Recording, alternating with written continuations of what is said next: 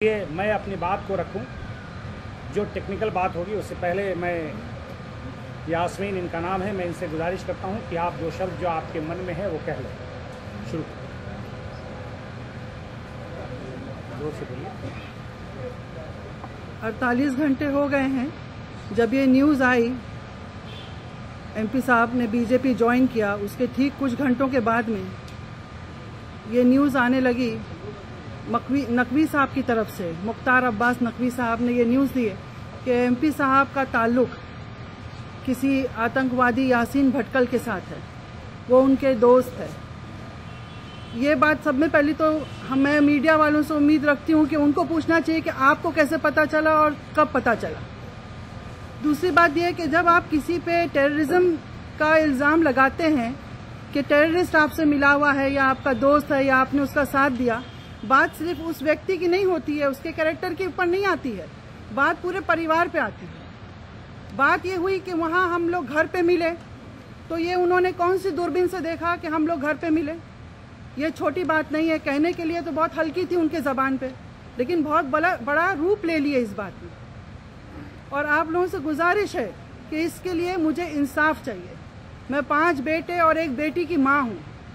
MP साहब राजनीति दिल्ली में करते हैं, बम्बई में हम लोग इज्जत की ज़िंदगी गुजार रहे हैं। यहाँ पे हमारे बच्चे और हम आके एमपी साहब के पद का कोई फ़ायदा या कोई ऐसा आराम और ऐश नहीं उठाते। हम लोग अपनी ज़िंदगी में खुश हैं।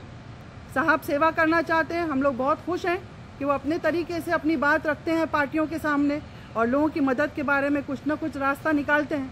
हम लोगों को उससे कोई लेना देना नहीं था, लेकिन जब बात आई एक कैरेक्टर के ऊपर आपने उर्फ उठा लिया कि इनका ताल्लुक यासीन भटकल से है, और वो भी बात ये कही गई कि घर पे मेलजोल है, दोस्ती है। ये छोटी बात नहीं है, ये आप लोग भी जानते हैं और आप लोगों पे मुझे पूरा विश्वास है कि सही बात सामने लाने में मदद करेंगे।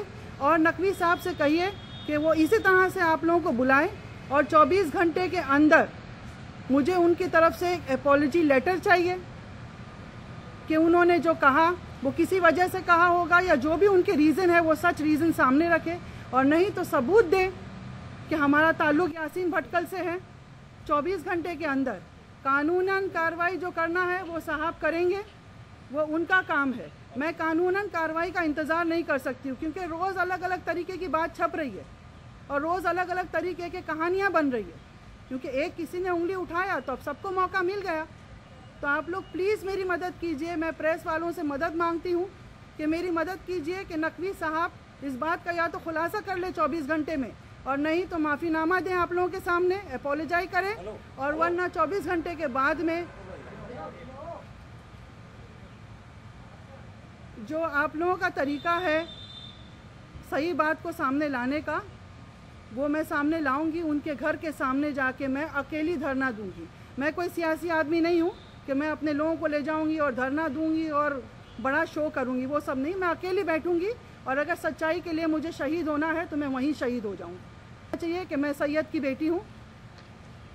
अब जवाब उन्हीं के हाथ में है। शुक्रिया।